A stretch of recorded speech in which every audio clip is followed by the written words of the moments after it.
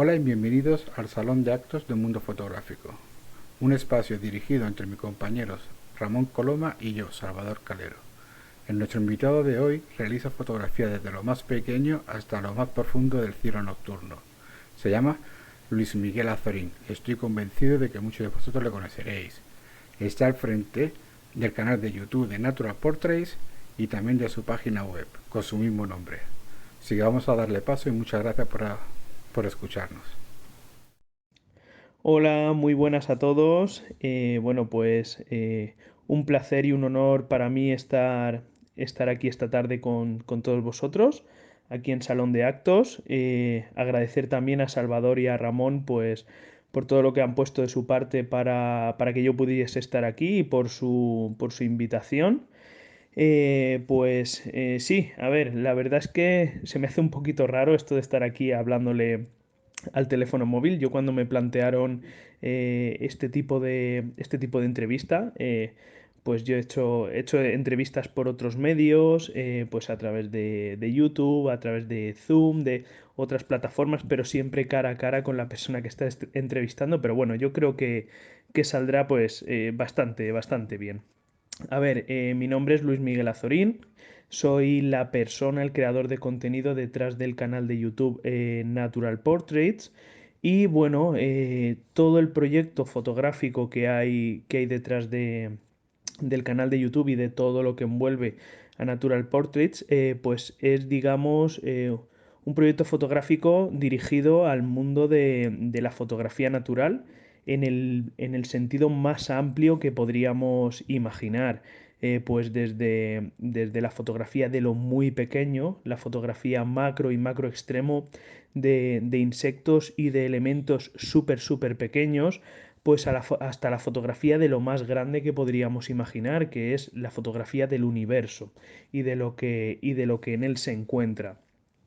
Entonces, bueno, pues yo a lo largo de esta charla os voy a ir comentando, pues un poquito hablando sobre mi persona, hablando sobre el proyecto y todo lo que envuelve el proyecto. Así que espero que lo disfrutéis y espero que os guste. Bueno, yo soy desde muy pequeñito, desde que era pequeñito, soy un auténtico apasionado de la naturaleza y de todo lo que hay en ella, ¿vale? Como habéis podido ver, una de las fotos que os he compartido es una foto mía de pequeñito con una cámara de fotos colgada al cuello. Esta foto es simplemente anecdótica, ¿vale? Porque en mi familia nunca ha habido ningún referente en el mundo de la fotografía, ¿vale? Yo podría considerarme casi el pionero en la fotografía dentro de mi familia, porque nadie ha estado nunca interesado por la fotografía más allá, pues de tener alguna pequeña cámara compacta para los viajes y demás. Sin embargo, a mí, a pesar de no haber tenido estos referentes en cuanto a la fotografía, a mí la fotografía hubo un momento que me encontró en mi vida. Y ese momento fue pues cuando cayó en mis manos mi primer telescopio, que también os lo he puesto ahí en una de las fotos. Eh, Ese primer telescopio a mí me abrió un mundo que yo no conocía todavía. Lo conocía por libros, lo conocía por documentales, pero no había podido experimentarlo nunca de una manera directa por mí mismo. Y es que cuando yo apunté ese telescopio a la Luna o, por ejemplo, al planeta Saturno y conseguí ver los anillos de Saturno a través de él, dije, wow, esto no me lo puedo quedar solo para mí. Esto tengo que compartirlo de alguna manera, pues con otras personas. Entonces ya empezó mi mente a divagar, empezó a imaginar pues la manera de conectar una cámara a ese telescopio y de poder hacer fotografías a través de él. Y de esta manera es como yo me fabriqué por mí mismo un pequeño adaptador. y de esa manera conseguí adaptar en aquel entonces una pequeña cámara compacta, una cámara digital compacta, y con ella pude empezar a realizar pues las primeras imágenes de los elementos del sistema solar y empecé a poder compartirlas con otras personas. Eh, Ese fue, digamos, mi primer contacto con el mundo de la fotografía, y ahí ya surgió una chispa, surgió algo que a mí me abrió la puerta pues a decir, ahora estoy compartiendo esto, pero yo quiero compartir más. Yo por aquel entonces lo máximo que practicaba era astronomía, y digamos que el origen de todo el proyecto Natural Portraits empezó por ahí, por el mundo de la astrofotografía, la fotografía del universo. Bueno, comentar que yo nací en el año 86, también en 1986. Tengo ahora mismo 35 años recién cumplidos desde el pasado día 6, y yo empecé a practicar astrofotografía de esta manera pues hace aproximadamente en el año 2004, 2003, 2004 aproximadamente. O sea que ya tengo una experiencia a las espaldas. Y bueno, todo aquello, esos primeros pasos en el mundo de la fotografía del universo, sumado a mi enorme curiosidad por el mundo natural, pues hizo que poquito a poco fuese avanzando. Lo que en un primer momento era simplemente conectar una pequeña cámara digital a un telescopio casi de juguete, pues luego se convirtió en acoplar en buscar una cámara específica para astrofotografía. Empecé a fotografiar el universo con webcams modificadas, luego conseguí una cámara específica para practicar astrofotografía planetaria, y poquito a poco aquello fue avanzando y fue profesionalizándose. Mi curiosidad seguía aumentando y siempre quería seguir abarcando más, hasta que, bueno, pues empecé incluso a plantearme la fotografía del espacio profundo, las nebulosas, las galaxias, pero todo eso vendría luego más tarde.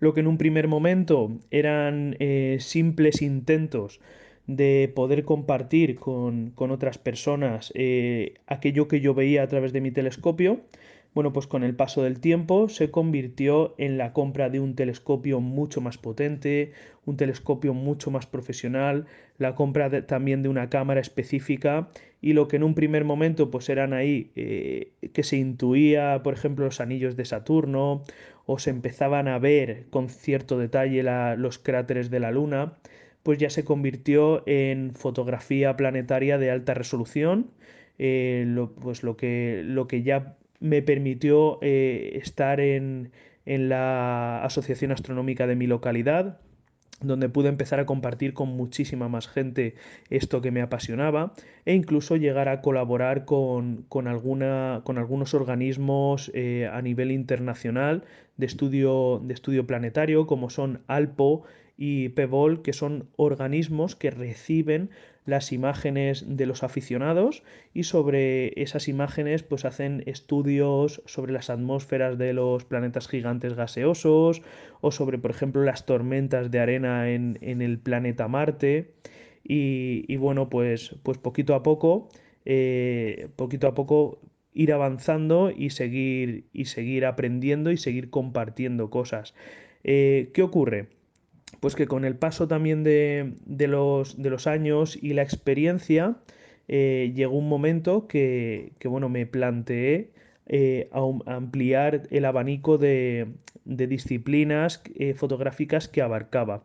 Fue cuando cayó en mis manos mi actual cámara reflex, que es mi primera cámara reflex, y aquello ya supuso ya un punto de inflexión en mi vida fotográfica, porque esa cámara no solamente me permitía poder fotografiar, poder seguir fotografiando lo que había supuesto el origen de todo esto, ¿vale? Que fue la astrofotografía, sino también, sino que también me abría la puerta a fotografiar otras disciplinas fotográficas que también me apasionaban, pero que hasta el momento no había podido nunca practicar o experimentar con ellas, como son la fotografía macro, el macro extremo, fotografía de paisaje o la fotografía nocturna del ambiente nocturno o de paisajes estrellados con vías lácteas y similares. Ahí fue donde ya digamos que el proyecto Natural Portraits ya terminó de tomar forma y directamente se lanzó y empezó a crecer y cada vez a gustar más hasta lo que es hoy en día el proyecto Natural Portraits. Bueno, pues dentro de los estilos e influencias que yo tengo, eh, puedo decir que, puesto que el proyecto Natural Portraits se dedica a la fotografía natural en el sentido más amplio que podríamos imaginar, practico disciplinas que van pues desde lo muy pequeño, desde la fotografía macro, hasta lo muy grande, la astrofotografía, pasando por aquellos puntos intermedios que podrían abarcar la fotografía natural. Son puntos como por ejemplo la fotografía de paisaje, como por ejemplo la fotografía nocturna, la fotografía de paisajes estrellados, vías lácteas. El único aspecto que todavía, vamos a decir todavía, porque quizás en algún momento me lance también a ello, la única disciplina fotográfica que todavía no practico es la fotografía de fauna, que sin embargo podría ser el máximo exponente de lo que es la fotografía natural. Sin embargo, como vais a ver en esta charla, la fotografía natural puede abarcar muchísimo más que todo esto. Entonces, bueno, vamos a ir poquito a poco y por partes y os voy comentando. La fotografía de paisaje, evidentemente, es uno de los aspectos, digamos, más icónicos dentro de la fotografía natural, porque los paisajes, pues, son los máximos exponentes de la naturaleza. Yo practico principalmente fotografía de paisaje en costa, porque bueno, yo vivo en Elda, que es una ciudad de la provincia de Alicante, que está muy cerquita del mar, ¿vale? Estamos a escasamente 20 minutos del mar. Entonces yo practico muchísima fotografía de paisaje en costa, amaneceres, atardeceres y sobre todo mucha fotografía con filtros. Yo me encanta la fotografía con filtros, es una técnica que me apasiona, que me permite conseguir aspectos o acabados en mis fotografías completamente diferentes a lo que el ojo humano está acostumbrado a ver. Y esto no quiere decir que yo practique mucha fotografía de costa, no quiere decir que no practique también fotografía de paisaje en otros ambientes. Es muy poquita la que practico, pero de vez en cuando también he practicado fotografía de paisaje en montaña. Y bueno, pues siempre estoy abierto a cualquier cosa que se me pueda presentar.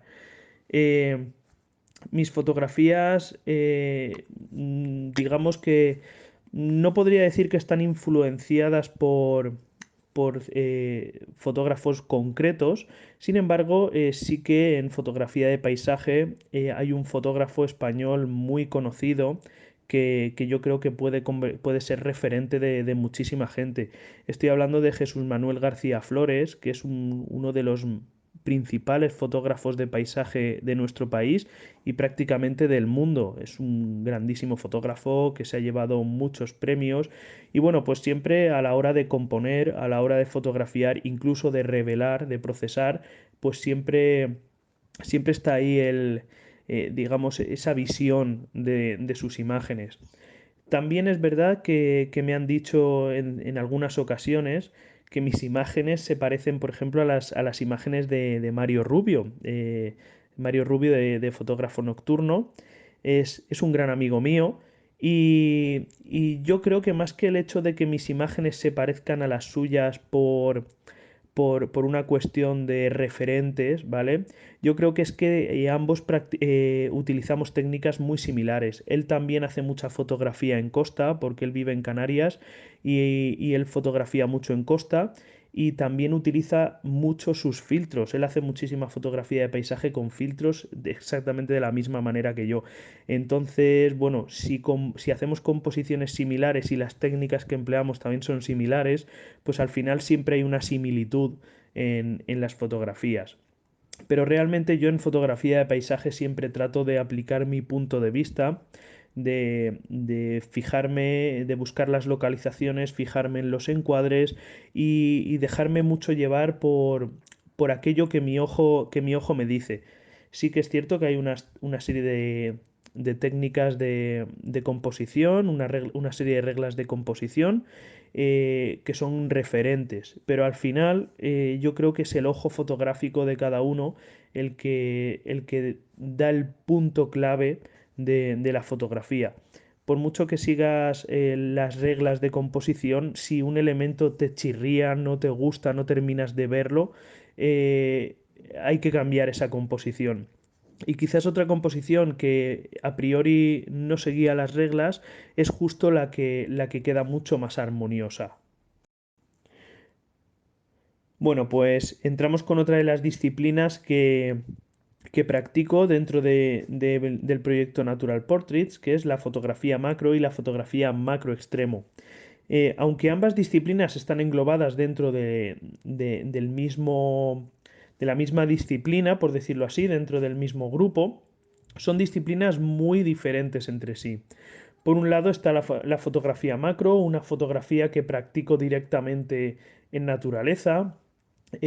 Salgo al campo directamente con mi mochila, con mi cámara de fotos, voy buscando los encuadres, voy buscando las composiciones, me tiro al suelo, busco las escenas y practico fotografía macro incluso con la cámara a pulso, no utilizo ni siquiera trípode. Es una, digamos que la fotografía macro para mí es una de mis vías de escape cuando me apetece salir y disfrutar del campo, me voy con mi cámara, con mi objetivo macro colocado y tal y como voy viendo las escenas, las voy tratando de fotografiar así, sin más. Eh, es una disciplina que me gusta practicarla de esa manera. Por otro lado, la fotografía macro extremo es una fotografía completamente diferente. A pesar de que se llama macro también, es una fotografía completamente diferente. Como sabemos, en fotografía macro tradicional, el factor de magnificación, lo que se conoce como macro real, es el 1:1. Es el factor de magnificación que aportan pues, todos los objetivos macro del mercado. Sin embargo, en fotografía en macro extremo superamos por mucho ese factor de magnificación 1:1. Estaríamos hablando de factores de magnificación del 2:1 en adelante. Es decir, llegaríamos incluso a hablar de factores de magnificación 10:1, 15:1, 20:1.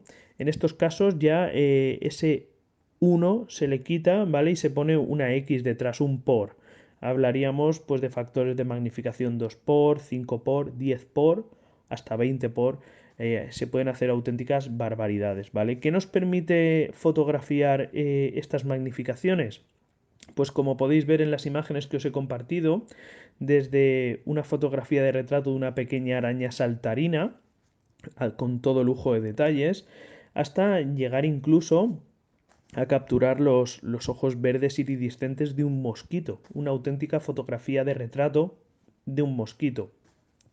¿Qué técnicas hay detrás de todas estas imágenes? Bueno, pues todo aquel que haya practicado fotografía macro en algún momento sabrá que la profundidad de campo es un factor clave en la práctica de fotografía macro. Es uno de los factores críticos porque conforme aumentamos la magnificación, en magnificaciones 1:1, ya el factor de la profundidad de campo es crítica. Tenemos que saber controlarla muy bien, ayudándonos del diafragma para tener una profundidad de campo aceptable que nos permita tener a foco el elemento que estamos fotografiando. Pero esto no para aquí. Cuando vamos a magnificaciones tan altas como por ejemplo un 10 por o un 15 por, estamos hablando de profundidades de campo inferiores a la centésima parte de milímetro. Es decir, si dividiésemos un milímetro en 100 partes, únicamente tendríamos enfocada una o menos de una, ¿vale? En estos casos, para la práctica de este tipo de fotografías, ya tenemos que utilizar técnicas de apilado y necesitamos utilizar carriles micrométricos que nos permiten ir desplazando la cámara con pasos muy medidos y justo las distancias que tenemos que ir moviendo nuestra cámara. Es decir, desplazamos distancias de apenas micras entre fotografía y fotografía y vamos de alguna manera fileteando la escena que vamos fotografiando eh, para luego esa pila de imágenes que capturamos pasarla por un programa de ordenador que nos permite apilarlas y tener una fotografía final a foco. Así que, como podéis ver, la fotografía macro y la fotografía macro extremo, a pesar de ambas ser macro, son disciplinas muy diferentes. Otro aspecto a tener en cuenta diferenciando ambas disciplinas fotográficas es que, como os habréis imaginado, en fotografía macro extremo, si necesitamos hacer una pila de fotografías desplazando la cámara muy poquita distancia entre fotografía y fotografía para componer una imagen completa, pues os podréis imaginar que el elemento que estamos fotografiando tiene que estar totalmente inmóvil, si no, no vamos a conseguirlo. Por lo tanto, en fotografía macro extremo, en el 99% de los casos vamos a trabajar con elementos completamente inertes, ¿vale? Si trabajamos con minerales o trabajamos con elementos inanimados, por decirlo así, no vamos a tener ningún problema. Pero en el caso de trabajar con insectos o con fauna, pues vamos a necesitar trabajar con insectos muertos, ¿vale? Entonces, bueno, esta es una disciplina que exige eso, que muchas veces pues vamos a tener que buscar, vamos a tener que recurrir a pues a lo mejor a insectos de colección, de colecciones entomológicas. Hay algunas tiendas a través de internet que venden insectos disecados para colecciones entomológicas. Podemos recurrir a ese tipo de insectos, conservarlos nosotros y utilizarlos para nuestras fotografías, encontrar nosotros esos insectos y tratar de mantenerlos, de limpiarlos lo máximo posible para hacer nuestras fotografías.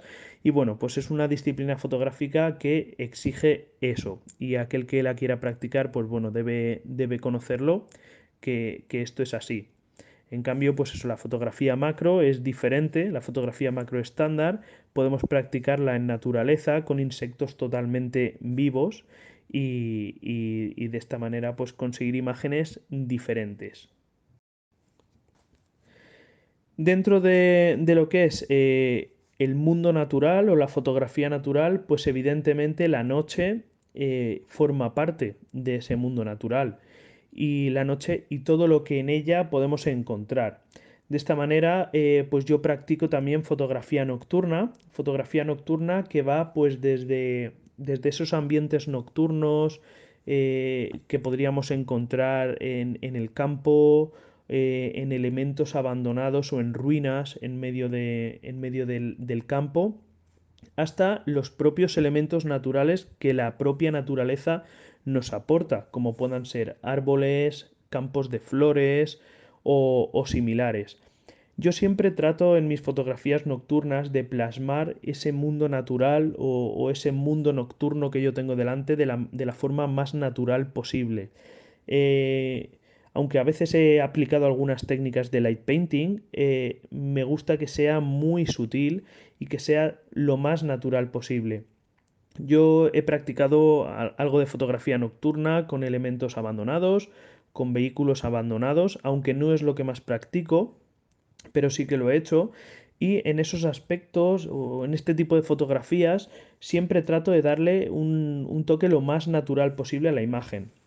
De hecho, si comprobáis la imagen que os acabo de compartir de un tractor abandonado en medio del campo, veréis que lo único que tiene la imagen es un toque de luz muy natural para poder ver el tractor y que salga en la imagen, y un simple toque de color rojo en el interior del tractor que iba a juego con el propio color del tractor, que era rojo.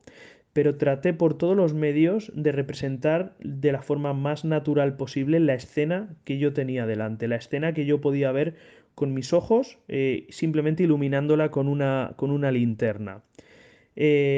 También he practicado fotografía nocturna en elementos de ruinas y siempre tratando de, pues eso, de que la imagen capte exactamente lo que yo estoy viendo en ese momento de la forma más natural posible y sin añadidos. De esta manera, pues, por ejemplo, también podéis ver la imagen que os comparto de la pirámide. ¿Cómo se llamaba esto? El monumento a los italianos, ¿vale? Es una localización espectacular, uno de los sitios más impresionantes que he estado de noche y más pensando que se encuentra aquí en España, porque cualquiera diría que es una pirámide maya o algo por el estilo.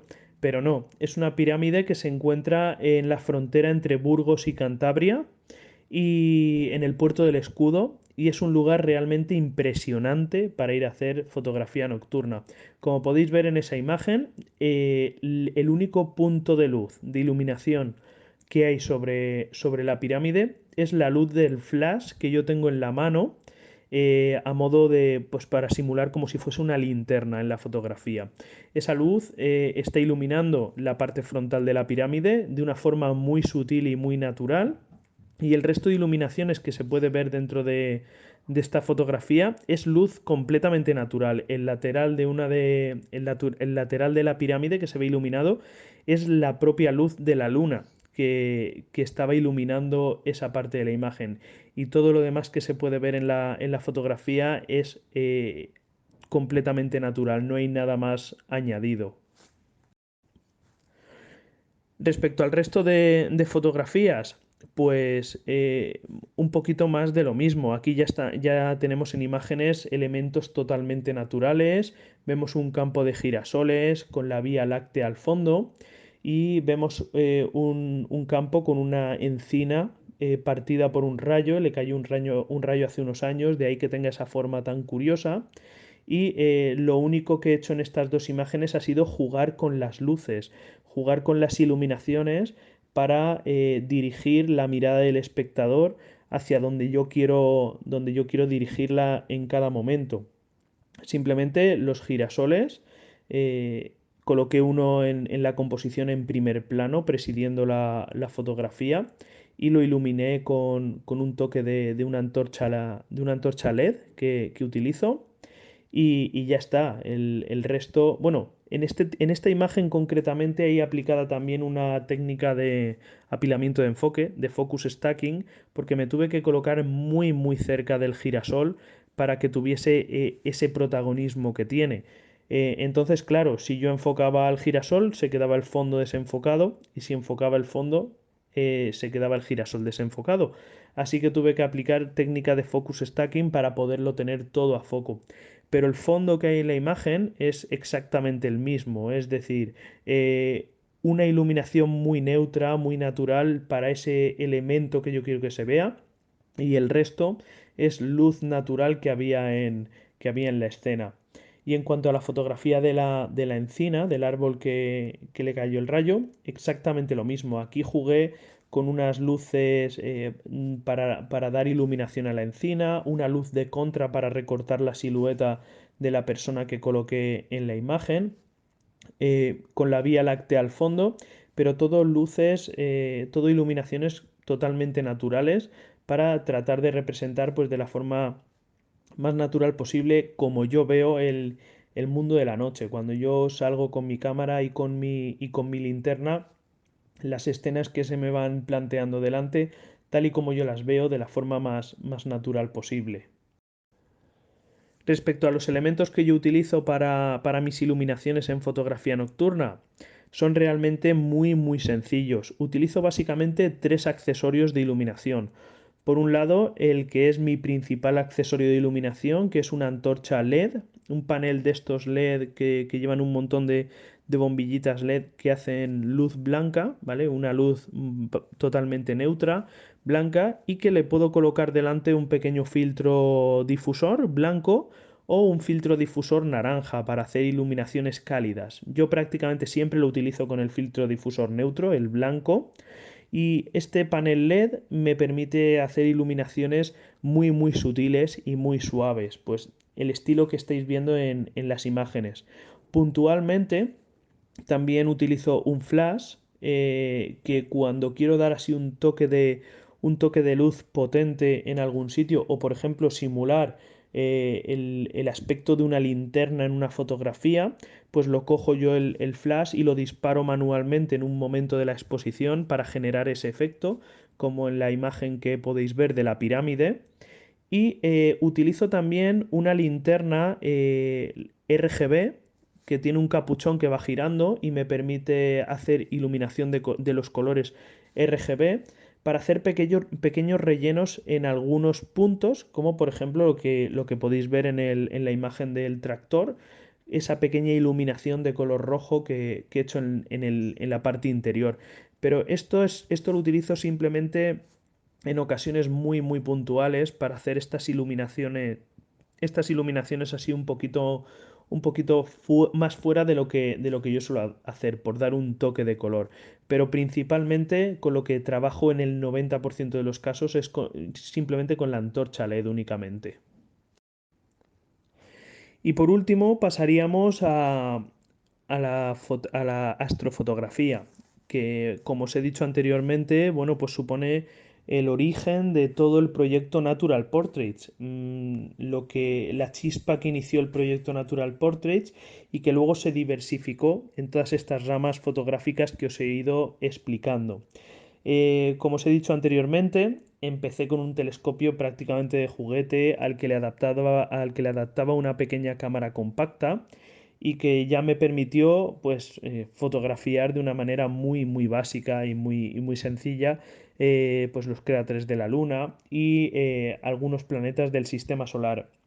Todo eso fue yendo hacia adelante y bueno, pude empezar en algún momento a practicar fotografía planetaria de alta resolución. Aquí ya estamos hablando pues de capturar los planetas con un nivel de detalle mucho más alto. Que como os he dicho, pues ya me permitió incluso colaborar con algunos organismos públicos, perdón, con algunos organismos que se dedicaban a la investigación de las atmósferas planetarias, aportando mis imágenes. Y bueno, pues ahora mismo practico dentro de la rama de astrofotografía, dentro de la disciplina de astrofotografía, practico las dos ramas principales dentro de este mundo, de la astrofotografía. La astrofotografía, principalmente hay dos ramas que son las practicadas por más del 90% de los aficionados a la astrofotografía, que es la planetaria y el cielo profundo. Aunque hay más cosas, estas son las que abarcan el 90% de los aficionados. La rama planetaria se dedica a fotografiar la Luna y los planetas del sistema solar. Y el cielo profundo se dedica a fotografiar pues todo aquello que está más allá del sistema solar, galaxias, nebulosas, todo aquello que queda fuera del sistema solar. Las técnicas para cada una de estas disciplinas fotográficas son muy diferentes. Yo empecé por el mundo de la astrofotografía planetaria, prácticamente me especialicé dentro de esa rama de la astrofotografía planetaria, pero llegó un momento que me empezó, por decirlo así, a picar el gusanillo de practicar también cielo profundo. Yo era consciente de que el equipo necesario para practicar cielo profundo era radicalmente diferente a lo que yo ya tenía y además muy caro. Entonces, bueno, esto era una cosa que yo siempre tenía ahí y que nunca me había lanzado a ello. Cuando mi cámara reflex cayó en mis manos, pues además de abrirme la puerta a todas esas otras disciplinas fotográficas que practico, me abrió la puerta también a experimentar por primera vez con el mundo de la astrofotografía de cielo profundo, porque lo primero que yo necesitaba para poder practicar este tipo de fotografía era precisamente eso, una cámara reflex. O en su caso, hoy en día hay cámaras específicas para cielo profundo, pero lo más económico y lo más sencillo para empezar era eso, una cámara reflex.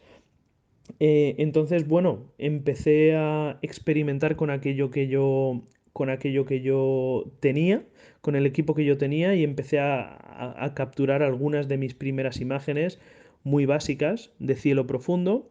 Pero ¿qué ocurre? Que desde que el proyecto Natural Portraits en el año 2, estamos ya hablando del año 2016, desde que el proyecto Natural Portraits en el año 2016 empezó a andar, el mundo de la astrofotografía de cielo profundo empezó a volverse mucho más económico de lo que había sido nunca, porque realmente el mundo de la astrofotografía de cielo profundo era prohibitivo. Estábamos hablando de que necesitábamos gastar miles de euros en hacernos con un equipo.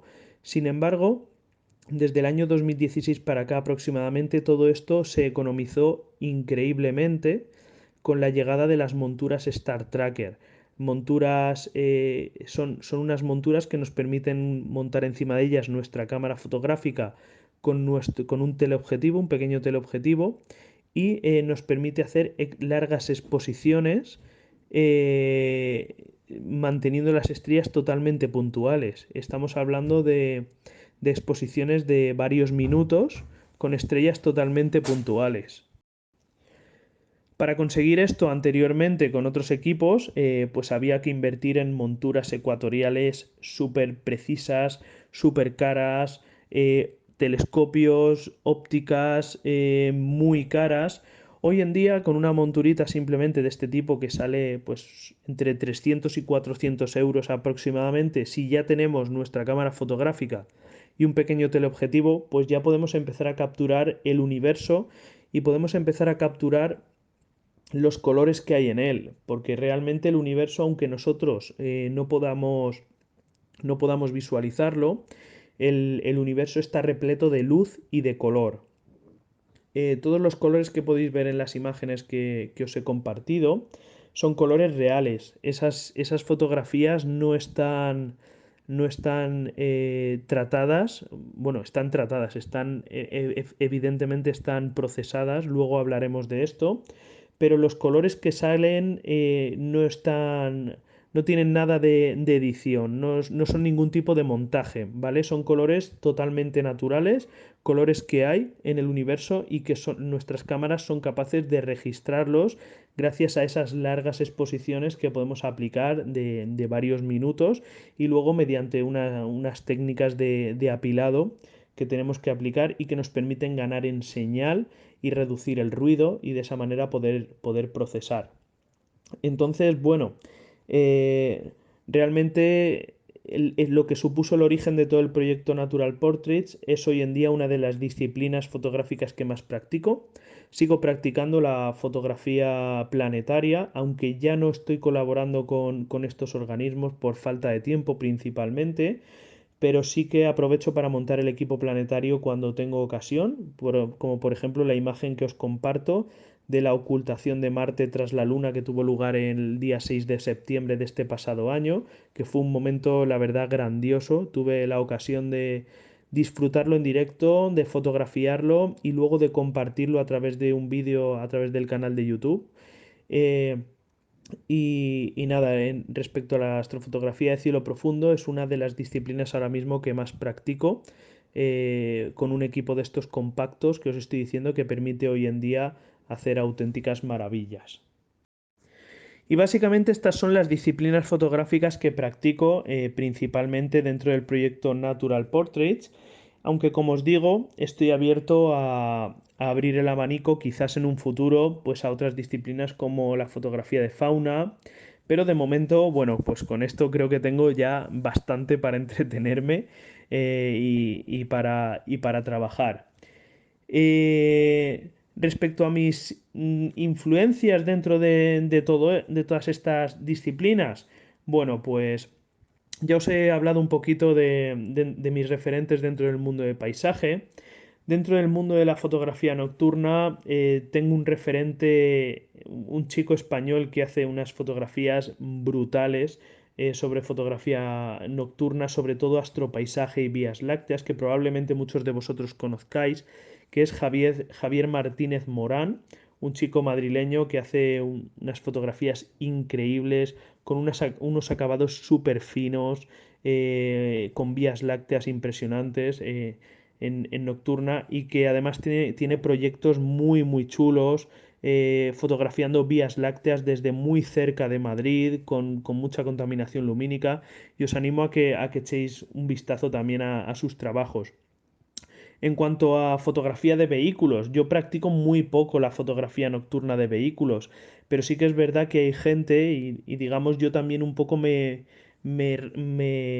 los tomo como referentes en mis composiciones y en mis fotografías. Hay gente muy potente en nuestro país, como por ejemplo Daniel Pastor o como por ejemplo Ángel Vilches. Son fotógrafos que no son muy conocidos, pero que si los buscáis por Instagram o por sus redes sociales veréis que hacen trabajos realmente exquisitos. En fotografía macro, bueno, pues por ejemplo está Thomas Sahan, uno de los mejores fotógrafos macro del mundo, que hace trabajos realmente espectaculares con lentes invertidas, con adaptadores, con objetivos rarísimos, ¿vale? Y consigue fotografías súper impactantes del mundo macro.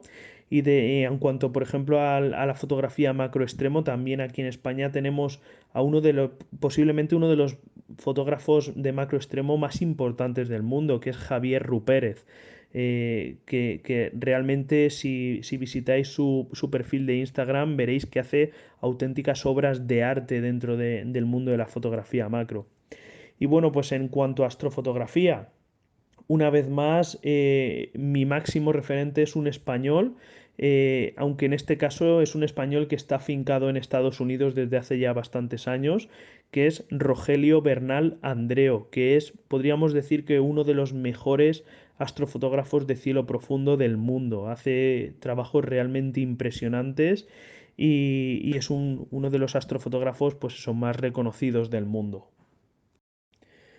Respecto a los premios, la verdad es que habría poco que decir, porque, bueno, yo soy una persona que nunca me ha traído el tema de los premios. De hecho, soy una persona, yo diría que muy poco ambiciosa o muy poco codiciosa con el tema de los premios, de ese ego personal, de decir, "No, mi imagen ha ganado un premio, tal".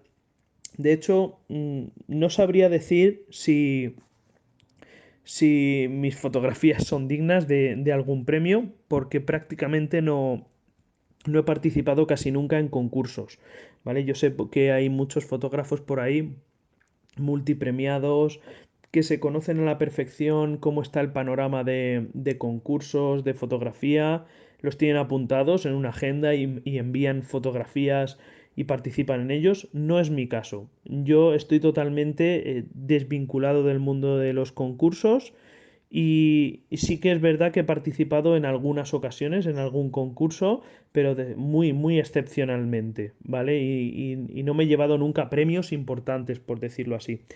Sí que es cierto que os he compartido dos imágenes que, que sí que, por decirlo así, se llevaron algún premio, ¿vale?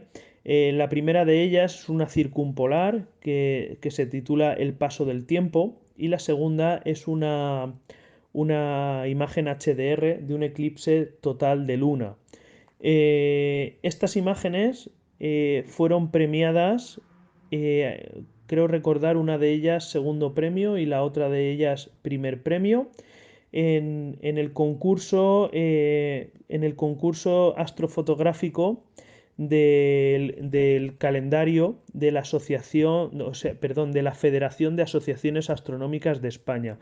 Esto es un organismo que engloba a todas las asociaciones astronómicas de España y que anualmente lanza un calendario en el que sus láminas van impresas con imágenes que mandan los aficionados a la astrofotografía de nuestro país y que bueno, pues salen premiadas una serie de imágenes que son las que se publican dentro del calendario y las que bueno, dan una pequeña gratificación, un pequeño premio a las personas, a los ganadores. Como podéis intuir, bueno, pues es un concurso muy básico, no tiene ningún tipo de repercusión digamos, a un nivel importante, pero siempre hace ilusión. Sobre todo porque, bueno, en este tipo de concursos hemos participado muchos de los compañeros de la Asociación Astronómica a la que pertenezco. Solemos poner trabajos en común y digamos que conocemos los trabajos del resto de compañeros y bueno, pues participamos a nivel asociación, por decirlo así. Y bueno, pues 2 años consecutivos conseguí ganar un premio y que mis imágenes saliesen publicadas en el calendario. Y bueno, realmente son los premios que yo me he llevado, pero porque en este caso, como os digo, pues a nivel asociación, a nivel de compañeros, nos hemos animado unos a otros a participar y a nivel asociación hemos participado, pero no porque yo piense en participar en un concurso y en presentar mis imágenes. De hecho, yo, como digo, soy una persona que mi trabajo fotográfico lo comparto de manera muy pública, ¿vale? A mí hay compañeros de afición, hay otros fotógrafos, incluso suscriptores del propio canal de YouTube que a mí me han contactado y me han dicho, oye Luismi, esta imagen que tú tienes, ¿me la podrías pasar porque me la quiero poner de fondo de pantalla? O me la podrías pasar porque es que estoy haciendo un trabajo, una presentación y me gustaría incluirla. Y yo suelo pasar mis imágenes sin ningún tipo de problema. Sí que es cierto que no las paso en altísima resolución, a full resolución no, ¿vale? Pero soy una persona que comparto mi trabajo, no tengo ningún tipo de codicia sobre él y el tema de los concursos va poco conmigo. Pero bueno, en este apartado sí que había 2 imágenes que de alguna manera sí que podía mencionaros y enseñaros. Bueno, pues respecto a mi flujo de trabajo, depende mucho de las disciplinas fotográficas que toco, ¿vale? El flujo de trabajo es completamente diferente. Por ejemplo, si yo practico fotografía de paisaje, pues voy a tener que tener en cuenta unas cuestiones completamente diferentes a si voy a practicar fotografía macro extremo. Por ejemplo, en fotografía, por concretar un poquito por disciplinas, en fotografía de paisaje, lo primero que yo suelo valorar, lo primero en lo que me suelo fijar es en la localización. Yo soy una persona que se mueve mucho en el entorno en el que yo vivo. Es decir, yo no soy una persona que haga muchísimos kilómetros para ir a localizaciones concretas. No, eso únicamente lo hago pues cuando me voy de viaje, de vacaciones con la familia. Pues sí que antes, varias semanas antes, controlo un poquito el aspecto de localizaciones que va a haber por la zona. Pues un poco como lo que hice con la imagen que os he compartido antes de la pirámide esta que se encuentra entre Burgos y Cantabria. Son localizaciones muy concretas que yo ya llevo apuntadas y busco un poco el momento de salir a fotografiarlas durante el viaje. Pero lo que suelo hacer es en el entorno en el que yo vivo, soy muy observador, además de que practico algo de deportes de naturaleza, bicicleta de montaña y demás, que me permite ver lugares o acercarme hasta lugares que de otra manera pues no podría visitar. Y de esta manera puedo comprobar o puedo ver de cerca estas localizaciones y dejármelas anotadas para poder visitar en otro momento para hacer fotografía. Lo que hago después es comprobar la orientación que tienen estas localizaciones, por dónde sale el sol, por dónde se pone, qué encuadres puedo tener en este tipo de lugares y finalmente busco el mejor momento para ir a fotografiar estos lugares. Pues si el sol va a salir por un lugar en concreto y voy a tener una composición interesante, componiendo como, por ejemplo, con el sol, si voy a tener un amanecer potente o no. Hay elementos que me permiten comprobar estas cosas, como por ejemplo la página web Sunset WX, con la que podemos comprobar o digamos aproximar si hay probabilidad de que haya un candilazo, de que el cielo se encienda, de que podamos tener una imagen potente. Si vamos a tener nubes, buscar, digamos, ese punto extra que nos dan las nubes en fotografía de paisaje, que nos permiten conseguir puntos de fuga y demás. Sí que hay un trabajo ahí de planificación para ir a hacer estas fotografías y bueno, pues luego una vez que ya hemos hecho las imágenes ya en casa, pasar ya al apartado de revelado, de procesado y demás que os comentaré a continuación. En otras disciplinas fotográficas, como por ejemplo, como os he dicho, la fotografía macro, pues la fotografía macro ahí sí que no tengo en cuenta ningún tipo de planificación. Bueno, podríamos decir que sí que un aspecto clave en fotografía macro puede ser el viento, ¿vale? Que si tenemos mucho viento, pues lo vamos a tener muy difícil para practicar fotografía macro. Entonces, evidentemente, cuando hay días de mucho viento, pues no, directamente no salgo a practicar fotografía macro. Pero la fotografía macro, como os he dicho anteriormente, para mí es una excusa para salir a dar un paseo por la naturaleza. Y de hecho, practico fotografía macro muchas veces, incluso cuando me voy con la familia. Salimos, nos levantamos un sábado o un domingo. Chicos, vamos a dar un paseo por el campo. Venga, ala, me echo la mochila con la cámara de fotos, el macro colocado y a lo que salga. Y normalmente salen cosas, normalmente salen, pero yo practico fotografía macro de esa manera, disfrutando de un paseo por el campo y buscando esos pequeños encuadres, esas pequeñas escenas que hay casi a ras de suelo.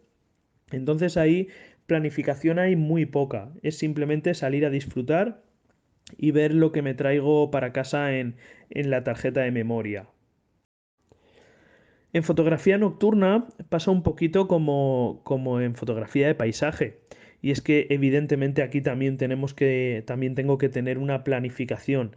Eh, yo suelo fotografiar escenas nocturnas, con cielos estrellados, con vías lácteas, cuando estamos en temporada de Vía Láctea. Y, y bueno, se trata pues de buscar siempre el mejor momento. Aquí además de todo lo que os he dicho que tengo en cuenta en fotografía de paisaje, aquí además tenemos el añadido de que tenemos que buscar lugares o localizaciones que además nos permitan realizar composiciones, por ejemplo, pues con esa Vía Láctea, si queremos introducirla en la fotografía. Entonces hay que buscar esas localizaciones, hacer planificaciones sobre ellas, comprobar la orientación desde la que tenemos que fotografiar para por ejemplo, incluir esa Vía Láctea en el cielo. Debemos tener en cuenta evidentemente la meteorología, porque si tenemos cielo nublado no vamos a poder hacer esa fotografía. Podremos hacer otras. En fotografía nocturna podremos hacer fotografía nocturna con nubes en fuga, componer con las nubes, este tipo de cosas, pero no podremos incluir esa Vía Láctea. O de igual manera, tendremos que planificar también, por ejemplo, si vamos a tener presencia de luna o no, si la luna se encuentra en fase creciente o en fase menguante. ¿Qué fase? ¿Qué porcentaje de fase tiene la luna? Todo esto va a influir directamente sobre esas imágenes. Porque, bueno, desde tener una luna en fase creciente muy pequeñita que nos permita dar un toque de iluminación al primer plano de la fotografía y aún así poder captar en el cielo la Vía Láctea, a tener una luna casi llena que directamente el primer plano nos lo queme y que en el cielo no tengamos ni atisbo de la Vía Láctea.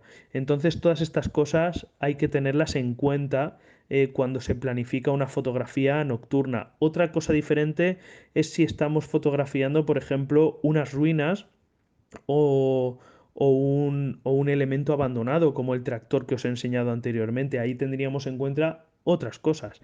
Si vamos a centrar la atención en ese elemento abandonado, pues a lo mejor que haya presencia de Vía Láctea en el cielo, sí o no, es indistinto. La luna sí que es posible que nos afecte más o menos y que la debamos tener en cuenta porque va a incidir en la iluminación de esos elementos que tenemos en primer plano. Entonces, bueno, pues sí que en fotografía nocturna tenemos que hacer un trabajo de planificación similar al que hacemos en fotografía de paisaje, pero en este caso teniendo en cuenta elementos que son naturales del ambiente de la noche.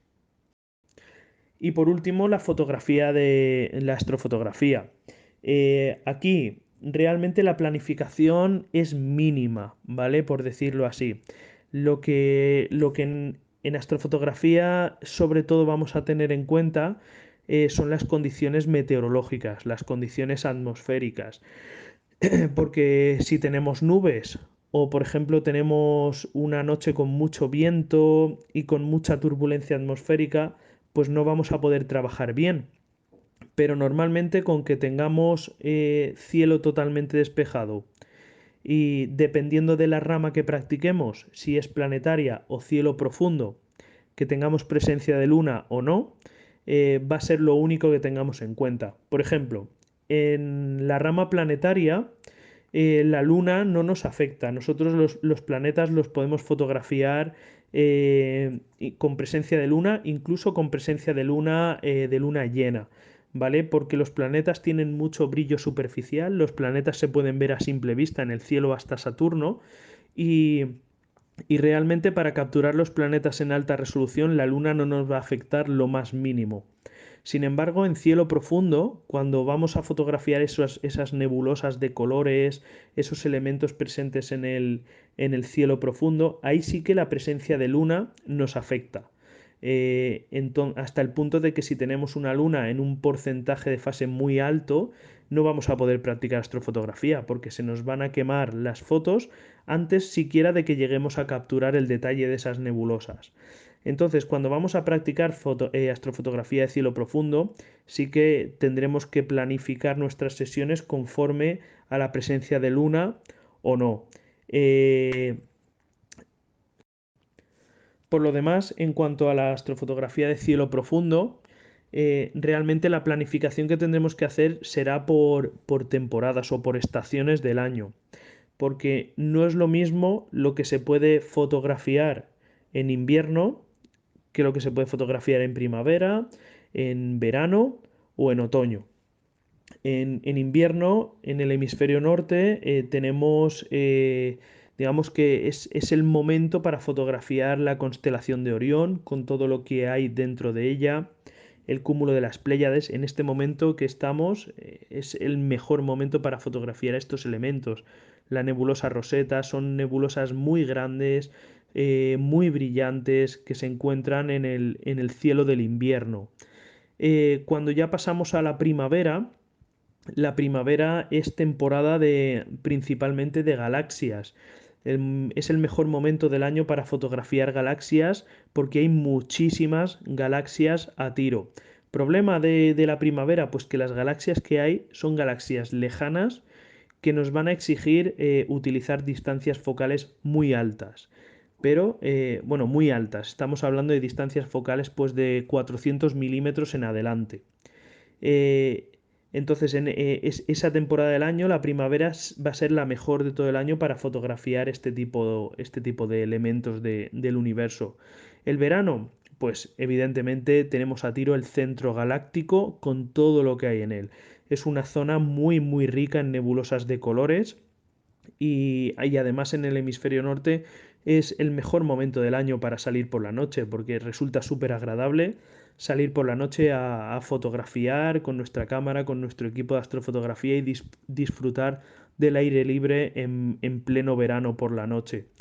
Y luego en otoño también es temporada de galaxias, pero en este caso de las dos galaxias más grandes que hay en el cielo nocturno, que son las más cercanas a nosotros. Son la galaxia de Andrómeda, que os la he compartido hace un ratito en una de las imágenes, y la galaxia M33, la galaxia del Triángulo. Son las dos galaxias más cercanas a nosotros, las vecinas galácticas, por decirlo así.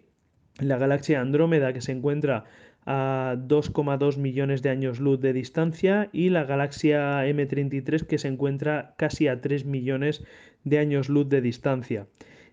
Son galaxias que en el cielo tienen un tamaño aparente gigantesco. La pena es que nuestros ojos no pueden verlas, o únicamente podemos llegar a ver el núcleo de estas galaxias a través de un telescopio, pero para que nos hagamos una idea del tamaño aparente que tienen estos objetos en el cielo, la galaxia de Andrómeda tiene un tamaño equivalente a 7 veces la luna llena. Es para que nos hagamos una idea de lo que abarca en el cielo, aunque nosotros no la podemos ver, pero nuestras cámaras fotográficas sí que las pueden fotografiar. Y una vez ya planificadas todas estas fotografías dentro cada una de su rama o de su disciplina, el siguiente paso sería el revelado o el procesado fotográfico, que evidentemente también cambiará dependiendo pues de la rama o de la disciplina fotográfica que hayamos trabajado.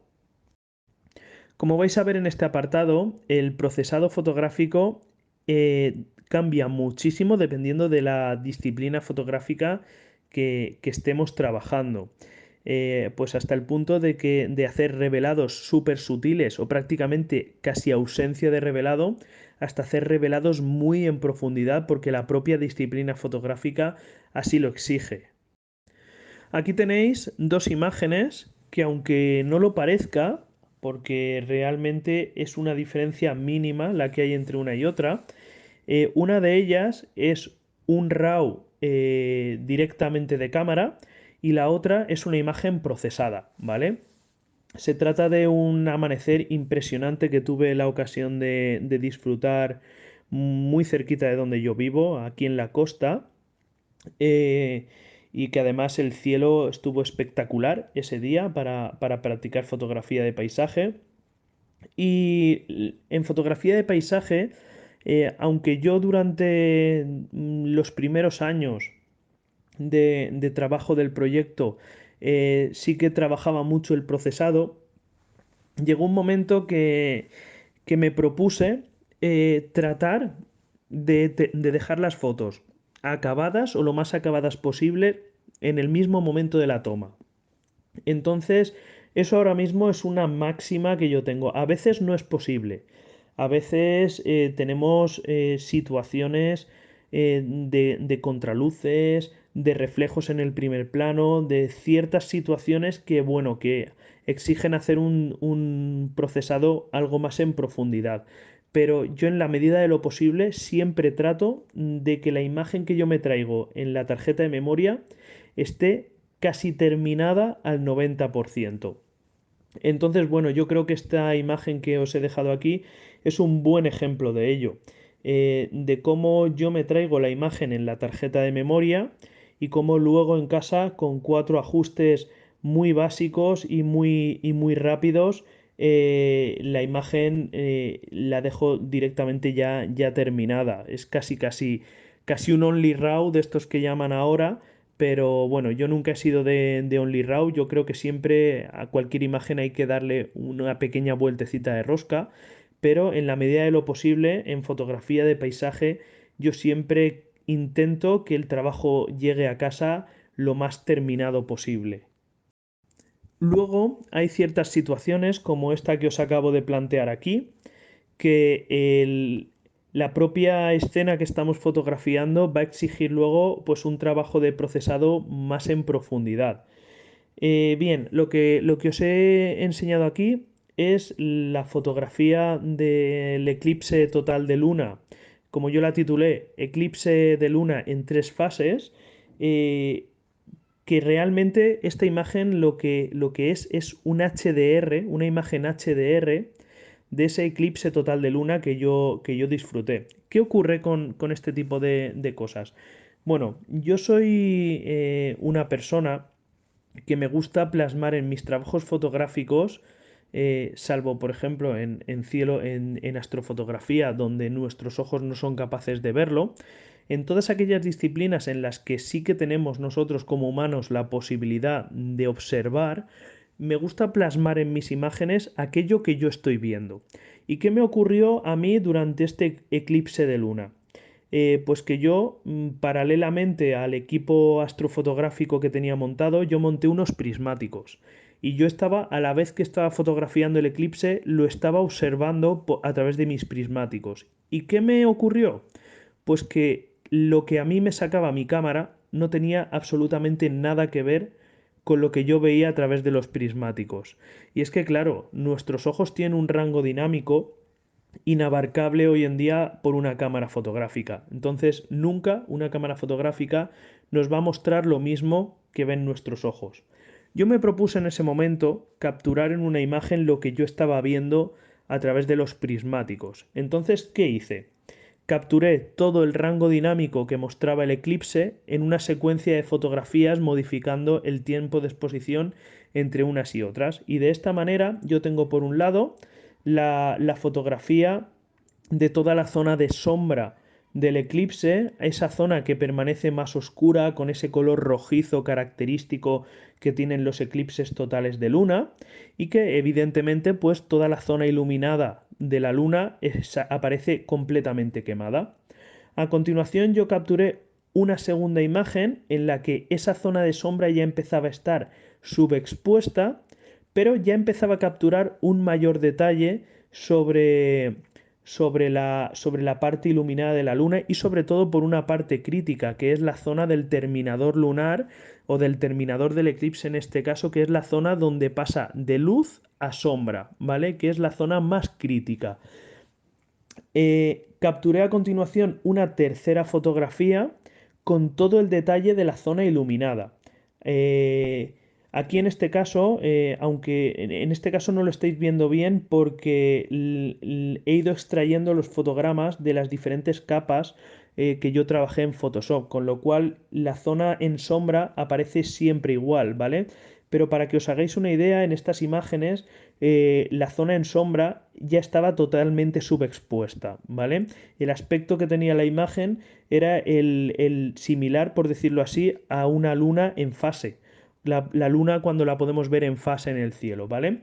Entonces ahí ya teníamos una zona, la zona eclipsada estaba totalmente en sombra y ya hay un detalle muy definido sobre la zona iluminada. Y por último, capturé una última imagen con las estrellas de fondo, porque yo a través de los prismáticos yo podía ver la luna perfectamente eclipsada y podía ver detrás un fondo de estrellas, porque al estar la luna eclipsada podía llegar a ver esas estrellas detrás de la luna. Yo quería plasmarlas también en mi imagen. Bueno, pues con estas 4 fotografías luego tuve que hacer un trabajo bastante arduo en Photoshop de selección de cada una de las zonas de la fotografía que yo quería abarcar en ese rango dinámico, hasta que al final dio como resultado pues esta fotografía HDR de eclipse lunar en 3 fases que se llama porque está la zona en sombra, el terminador y la zona iluminada. Y bueno, pues eso, aunque como habéis visto en ciertas disciplinas como el paisaje, me gusta traérmelo todo hecho prácticamente ya de la sesión de fotografía, en otras situaciones pues no es posible, porque los propios medios técnicos, tecnológicos, no están a la altura para poder abarcar eso que yo quiero plasmar en mis imágenes.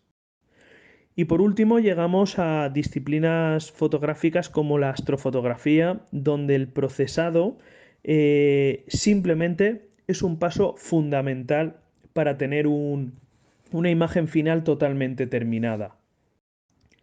Como podéis ver en esta imagen, tenéis en un lado el RAW directamente capturado de cámara, y en el otro lado tenéis la imagen procesada. En la imagen, en el RAW capturado de cámara, ya pueden llegar a intuirse pues algunos de los colores sutiles que hay en la imagen procesada. Y en la imagen procesada pues ya se ven con total definición esos colores y muchísimos más detalles de todas esas nebulosas, de esos jirones, esas nubes de polvo que hay en el universo. Bien, realmente lo que hay detrás de esta disciplina fotográfica es mucho más que coger un RAW y procesarlo, ¿vale? Hay una técnica detrás de todo esto que es la que nos permite, pues, que estas imágenes lleguen a mostrar este nivel de detalles. Realmente detrás de todo esto hay unas técnicas de apilado. Aquí os estoy mostrando un RAW de cámara, pero para poder llegar a la imagen procesada que os muestro, hay que capturar una secuencia de RAWs, una secuencia de imágenes. Estamos hablando de aproximadamente, a lo mejor hablamos de 20, 25, 30, hasta 50. Realmente cuantas más imágenes capturemos, mejor, porque luego podremos tener una imagen final con más definición y con mayor cantidad de detalle. Pero para que nos hagamos una idea, partiendo de una base de aproximadamente 20 imágenes RAW idénticas, es decir, si capturamos una imagen de 3 minutos de exposición o de 4 minutos de exposición, pues vamos a tener que capturar, pues eso, aproximadamente 20 imágenes iguales, de 3 o de 4 minutos de exposición, que luego vamos a apilar con programas específicos para ello, y lo que vamos a conseguir con eso es eliminar drásticamente el ruido, bueno, no drásticamente, pero eliminar en gran medida el ruido que hay en la imagen, lo que nos va a permitir levantar esa imagen y realzar pues todos esos detalles y todos esos colores que hay presentes en el cielo profundo. No hay otra manera de capturar este tipo de imágenes y de mostrar los elementos que hay en el universo que esta que os estoy diciendo. Es decir, el Only RAW en astrofotografía no tiene cabida. En astrofotografía el Only RAW es la imagen que tenemos, que os estoy enseñando sin procesar. Y como podéis ver no tiene nada que ver con la otra. ¿La otra tiene algo artificial? No. La otra simplemente se le ha aplicado un proceso de apilado y un procesado muy, muy bien establecido, cuyo propósito es salvaguardar al máximo la información presente en la imagen y realzar esa información sin ningún tipo de manipulación. Esto es algo muy importante porque a mí me preguntan de forma muy recurrente, oye, pero esos colores los pintas tú, esos colores son un montaje, ¿los haces tú de alguna manera? No. Y como podéis ver, bueno, pues ya en la imagen sin procesar ya se empiezan a intuir esos colores, sobre todo los colores azules y amarillos, ya se empiezan a intuir. Solo que luego pues tenemos que aplicarles un procesado acorde que nos permitan realzar toda esa información que hay presente en esas imágenes RAW. Bueno, pues ya casi estamos terminando con este ratito ameno de charla aquí a través de Telegram. ¿Y en qué situación me encuentro yo en la actualidad? Bueno, hablar ahora mismo en la actualidad de situaciones es un poco peliagudo porque yo creo que todos sabemos ahora mismo la que tenemos encima y la incertidumbre absoluta que hay encima de nosotros, ¿vale? Yo, en este momento, el proyecto Natural Portraits y yo, en lo personal, pues nos encontramos casi en fase, por decirlo así, de casi incluso de llegar a vivir profesionalmente de esto. Para mí es un orgullo decir bueno, que lo que es mi pasión, lo que ha sido mi pasión desde hace más de 15 años, pues que hoy en día casi que esté a las puertas de convertirse en mi profesión, para mí es un orgullo enorme. Durante toda esta situación de pandemia, bueno, yo a principios del año pasado, principios de 2020, yo trabajaba en una empresa de artes gráficas, ¿vale? paralelamente al proyecto Natural Portraits, que por decirlo así era como mi afición, ¿vale? Yo trabajaba en el que era mi principal trabajo, una empresa de artes gráficas. Y bueno, pues hasta que llegó lo que todos sabemos, hasta que llegó la maldita pandemia esta que estamos viviendo, y directamente nos metieron a toda la empresa en ERTE, ¿vale?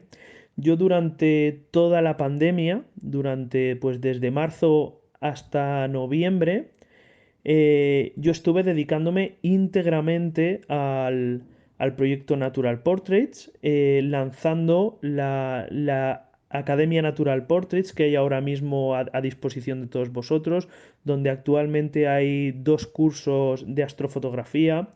Y que bueno, pues trabajando continuamente en muchas cosas que van a ir llegando poquito a poco.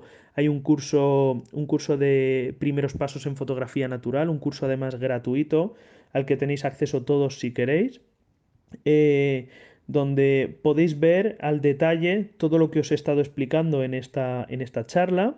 Y además hay actualmente 2 cursos de astrofotografía. En breve, yo creo que en aproximadamente un mes o mes y medio, también habrá disponible un curso de fotografía macro extremo, que estoy terminando de preparar. Un curso que yo creo que además va a gustar mucho, un curso muy, muy completo. Y, y bueno, pues durante todo este periodo de pandemia, yo me focalicé principalmente en esto, en lanzar el proyecto Natural Portraits adelante y bueno, pues en vista de lo que teníamos, quizá convertirlo en mi profesión. Va encaminado a ello y actualmente, pues eso, estoy casi casi a las puertas de poder decir que mi afición casi se ha convertido en mi profesión, pero bueno, ahora me he vuelto a incorporar a la empresa de artes gráficas para la que trabajaba, que parece que la situación está empezando a mejorar y a final de año, bueno, pues nos hemos vuelto a incorporar todos y funcionando. Así que, ¿qué podemos decir? Pues que mi actualidad ahora mismo es esta, con muchísima ilusión, trabajando muchísimo en sacar adelante y seguir sacando más cursos y más contenido para el proyecto Natural Portraits y con los dedos cruzados pues de que toda esta situación empiece a remitir, todo el mundo pueda empezar a tener un poquito de estabilidad y un poquito de normalidad y bueno, pues ya ir viendo por dónde va la cosa, porque ahora mismo, pues eso, me encuentro trabajando como antes de la pandemia en el que era mi trabajo y llevando adelante el proyecto Natural Portraits, pero ¿cuánto durará esto? Pues no lo sabemos. Esperemos que estas vacunas que llegan traigan algo de normalidad a toda esta situación y podamos empezar todos a ya tener por lo menos un poquito de previsión y no tanta incertidumbre. Bueno, a continuación vamos a pasar a ruegos y preguntas, ¿vale? Vamos a abrir el espacio para que los invitados puedan, bueno, para que los oyentes y los visuales te puedan ver y realizar las preguntas, ¿vale? Me he liado. Bueno, ya están abiertos, ¿vale? Así que todo el que quiera puede realizar las preguntas que creen oportuno, ¿vale? Aprovechad. Gracias. Muchas gracias, Salvador. Muy buena pregunta. Es verdad que lo he pasado por alto a lo largo de la charla, pero bueno, lo respondo ahora. A ver, realmente el cielo profundo y los planetas, eh, como he dicho, son disciplinas o ramas muy diferentes y además en cuanto al equipo también son muy diferentes. Cielo profundo realmente podemos fotografiar, aunque resulte sorprendente, podemos fotografiar con distancias focales muy bajas. Estoy diciendo muy bajas, pues del orden de 50 milímetros. Con un objetivo de 50 milímetros ya podemos practicar astrofotografía de cielo profundo y o podría resultaros increíble la gran cantidad de detalles y de información y de objetos astronómicos que podemos llegar a capturar con un objetivo de 50 milímetros. Como he dicho a lo largo de la charla, digamos, lo que hace que no lleguemos a creernos estas cosas es que no somos capaces de verlo con nuestros propios ojos, pero una cámara fotográfica sí que lo puede captar, ¿vale? Entonces, desde un 50 milímetros podríamos llegar a practicar cielo profundo. De ahí pues hasta distancias focales de 400, 500, 600 milímetros ya para focalizarnos en objetos concretos, como por ejemplo galaxias concretas o algunos objetos de este tipo, nebulosas más pequeñitas, objetos de este tipo. El mundo de la planetaria es diferente, ¿vale? Los planetas, aunque los podemos ver a simple vista porque tienen un gran brillo superficial, necesitamos distancias focales realmente muy altas para llegarlos a fotografiar con un buen nivel de detalle. Y aquí ya estaríamos hablando de distancias focales pues en el orden de 3.000 3.500 milímetros con cámaras específicas, ¿vale? Esto quiere decir que son cámaras, las cámaras planetarias son cámaras con un sensor muy pequeñito que sumado a esos 3.000 3.500 o 4.000 milímetros de distancia focal nos darían un factor de recorte enorme, ¿vale? Y eso es lo que nos permite ya, pues que por ejemplo el planeta Júpiter pues pase de ser un puntito a ser una pelota, ¿vale? Repleta de detalles. O que, por ejemplo, el planeta Saturno pase de ser un puntito de color dorado en el cielo a ser un planeta totalmente identificable con los anillos alrededor. Entonces, bueno, pues eso, estaríamos ahí en ese orden, a partir de los 3.000 milímetros en planetaria y entre los 50 y los 600 milímetros aproximadamente en cielo profundo. Realmente la gran ventaja que nos da una cámara DSLR, una reflex o una mirrorless para la práctica de astrofotografía de cielo profundo es que además, a pesar de tener ciertas limitaciones en este tipo de fotografía, nos permite abarcar muchísimo dentro del mundo de la astrofotografía y además nos permite practicar otras disciplinas fotográficas. Podemos encontrar cámaras específicas para cielo profundo sin ningún tipo de limitaciones eh, a precios similares a los que nos costaría, por ejemplo, una reflex, pero no vamos a poder utilizar nunca estas cámaras, por ejemplo, para fotografiar paisaje o para llevárnoslas de viaje. Entonces, este es un punto muy a tener en cuenta porque, bueno, a pesar de que se ha abaratado mucho el equipo, estamos hablando pues que no dejan de ser todavía inversiones más o menos altas.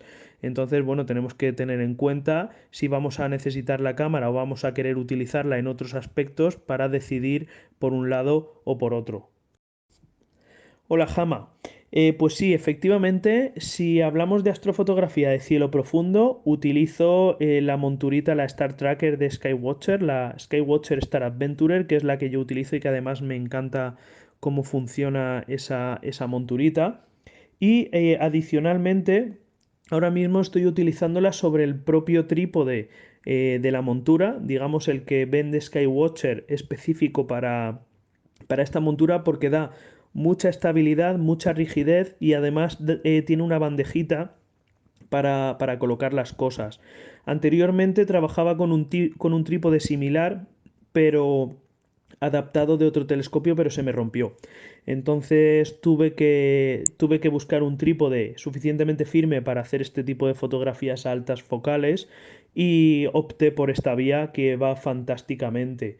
En cuanto al telescopio, bueno, pues yo manejo focales, como digo, entre los 50 milímetros aproximadamente hasta los 400 milímetros aproximadamente. Estoy hablando de cielo profundo, ¿vale? Y ahí pues utilizo desde los propios objetivos fotográficos con los que tengo en mi equipo fotográfico hasta un telescopio que es un telescopio Skywatcher, marca Skywatcher, con 420 milímetros de distancia focal y 72 milímetros de apertura, ¿vale? Con óptica apocromática para minimizar al máximo las aberraciones cromáticas y demás. Y ese es el equipo principal con el que yo trabajo en cielo profundo y con el que he hecho pues todas las imágenes que habéis ido viendo a lo largo de esta charla, todas las imágenes de cielo profundo están hechas con ese equipo. Hola Ramón, gracias por la pregunta. Pues mira, de hecho, me dices que conoces la Academia Natural Portraits, pero todo el tema de los cursos empezó con cursos presenciales, ¿vale? Antes de la Academia Natural Portraits impartí 2 cursos presenciales de iniciación a la astrofotografía que además tuvieron una excelente acogida y la gente acabó encantadísima. Fueron grandes experiencias.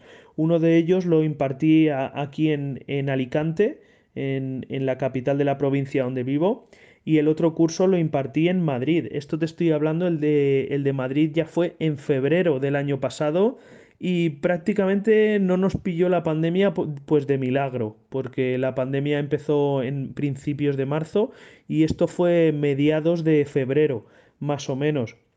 Sí, la verdad es que a lo largo del año 2020 había bastantes cosas planeadas respecto a cursos presenciales que evidentemente hubo que anular y que no pudieron ser.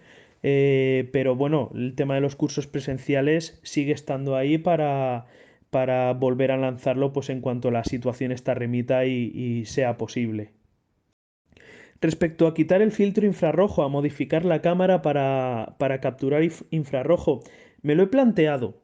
Me lo he planteado y de hecho no lo descarto porque bueno, a lo largo de este año 2021, si las cosas van bien, pues tengo en mente renovar equipo fotográfico, hacerme con una cámara más moderna y bueno, pues la 700D que yo tengo pues a la pobrecita ya jubilarla, ¿vale? Lo que pasa es que lo tengo que pensar en un principio, sí que tenía en mente modificar esta cámara para astrofotografía y utilizar la otra para el resto de disciplinas, pero ¿qué pasa? Pues que la otra va a ser una cámara más moderna, más avanzada y que tendrá prestaciones bastante superiores para astrofotografía. Entonces, también añadido a que el hecho de tener 2 cuerpos fotográficos me vendría muy bien en determinadas situaciones, no lo sé. No sé si llegaré a modificarla, porque sí que es cierto que yo mis cámaras fotográficas, como habéis visto, las utilizo para muchas disciplinas fotográficas y no me gustaría limitarla. No sé, quizás en algún momento incluso me plantearía a lo mejor hacerme con una cámara específica, más que modificarla. Hola Teresa, muchas gracias, me alegro de que te haya gustado la charla. Un saludo. Hola de nuevo, Salvador. Sí, la verdad es que fue hay un montaje bastante increíble lo que tuve que hacer ahí y como bien dices, pues funcionaba muy bien porque a través de la proyección por el ocular, pues permitía ver los cráteres de la Luna o los anillos de Saturno, incluso fotografiarlos. Para mí, como ya he dicho en la charla, supuso ahí esa chispa que yo necesitaba para decir, wow, yo quiero seguir con esto y quiero seguir avanzando. Pues, Salvador, realmente escribir un libro no me lo he planteado. No me lo he planteado porque abarco tantas disciplinas fotográficas y hay tanto que decir sobre todas que yo creo que un libro que hablase de todo no funcionaría, porque la gente sobre todo busca libros, busca formación sobre cosas concretas, sobre disciplinas concretas. Y escribir un libro de cada disciplina, primero, quizás en alguna disciplina, como a lo mejor astrofotografía, podría llegar a tener el nivel de conocimiento suficiente, pero hay otras disciplinas que yo creo que hay hoy en día gente que sabe mucho más que yo. Yo creo que el tema de cursos que estoy realizando para la academia y demás creo que funciona mucho mejor, porque eso sí que permite la realización pues de cursos concretos de cada disciplina y que bueno pues que cada persona busque aquello que más le interese, una formación muy práctica que les ayude a avanzar. Respecto a la cámara que tengo en mente, pues a ver, yo probé el año pasado la 90D, me la prestaron, ¿vale? La Canon EOS 90D, porque bueno, yo estoy dentro de Canon, es el equipo con el que trabajo y tengo todo mi equipo Canon, ¿vale? Entonces, a mí ahora mismo cambiar de sistema me supone una inversión muy importante. Con lo cual, yo ahora mismo no quiero cambiar de sistema, quiero mantenerme en Canon porque me gusta mucho cómo funciona, me lo domino todo a la perfección con esta marca y tengo todo mi equipo aquí. Entonces me gustaría seguir en Canon. ¿Qué pasa? Pues que el año pasado yo probé la 90D, porque yo quiero mantenerme en sensor APS-C. Tuve la ocasión de probar la Canon EOS R con sensor full frame, y el problema es que para astrofotografía principalmente ese puntito extra de distancia focal que da el sensor APS-C es importante. Digamos que hay que tenerlo en cuenta, ¿vale? Porque nos permite acercarnos un poquito más a los elementos.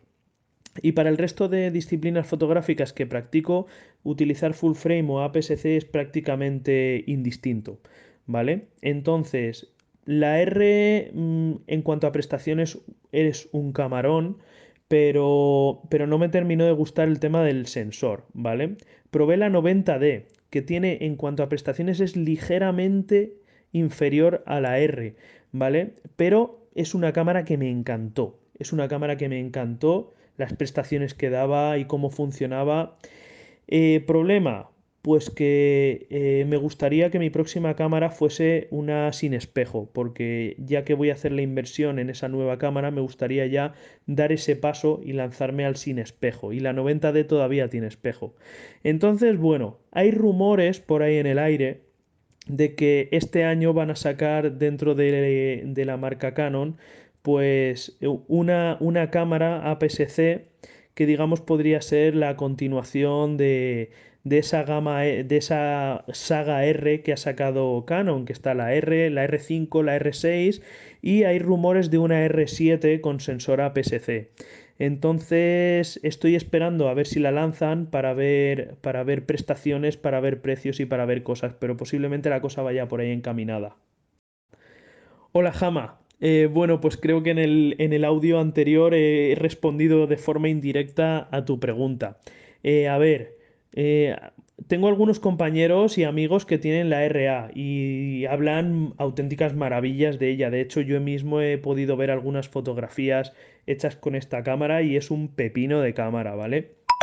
Pero, tema, pues por un lado el tamaño del sensor, que que para astrofotografía, primero, exige inversión en ópticas muy buenas, y luego, si queremos acercarnos bastante a los objetos del universo que fotografiamos, pues una de dos. O también nos rascamos el bolsillo y compramos ópticas de alta distancia focal muy caras, ¿vale? Para abarcar ese sensor full frame, o nos tocaría utilizar el modo recortado de la cámara, con lo cual ya no estaríamos aprovechando pues esas prestaciones al 100% que tiene esa cámara.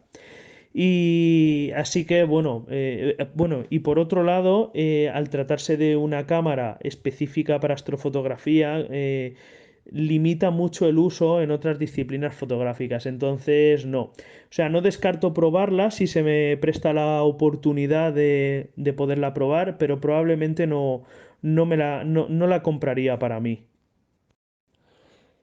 Hola de nuevo, Teresa. Pues estarás conmigo en que es una cámara fantástica. Yo ya digo que tuve la ocasión de probarla el año pasado y acabé enamorado de esta cámara, ¿eh? Lo que conseguí yo en una noche fotografiando el cometa Neowise y el complejo de nebulosas de Ofiuco es simplemente increíble. De hecho, las imágenes que podéis ver que os he compartido de esas nebulosas de colores amarillas, rojas y azules, están hechas con la 90D cuando me la prestaron. Uy, Teresa, pues eso es algo muy personal, la verdad, porque depende de muchas cuestiones, depende de las necesidades que tengas, del presupuesto que tengas, de si necesitas full frame o no. Entonces, hay mucho ahí que analizar como segundo cuerpo. A ver, una cámara, por ejemplo, full frame que se ha puesto casi a precio de ganga, ¿vale? Sin espejo, es por ejemplo la RP de Canon. La Canon EOS RP es una cámara de prestaciones bastante altas que se ha puesto, pues te diría, poquito por encima de lo que cuesta la 90D, ¿vale? Y estaríamos hablando de una cámara sin espejo, full frame.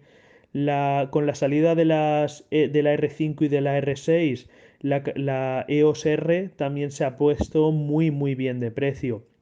Y como digo, pues a lo largo de este año supuestamente Canon va a lanzar una APS-C, digamos, de la misma gama de las R, ¿vale? Entonces, pues depende un poquito lo que te digo, de las necesidades que tengas. Bueno, pues si ya no hay más preguntas, yo por mi parte ya me despido. En primer lugar, pues agradecer a todos los asistentes que habéis estado ahí a lo largo de estas 2 horas aproximadamente que hemos estado con esta charla. Espero que os haya resultado de interés y bueno, y haberos abierto un poquito la, la curiosidad por estas disciplinas fotográficas que practico dentro del proyecto Natural Portraits.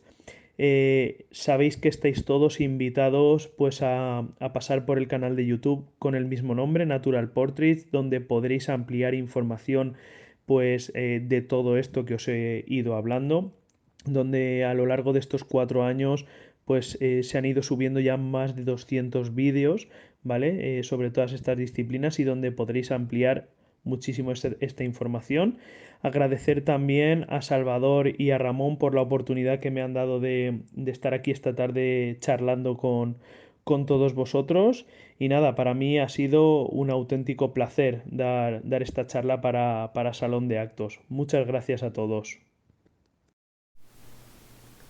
Luismi, muchísimas gracias por tu tiempo, por tu organización, por tu forma de explicarte. Me ha encantado. Creo estar de acuerdo con todo de que bueno, que ha sido fantástico.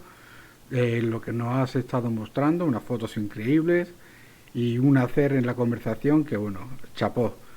Así que bueno, nada más, ya toca de despedirnos y sin antes deciros de que bueno, ahora incluiremos unos botones, ¿vale? Por si queréis acudir a sus redes sociales, a su página web, donde podéis obtener más información de él para aquellos que no lo conozcan, que la verdad que poco sabrá.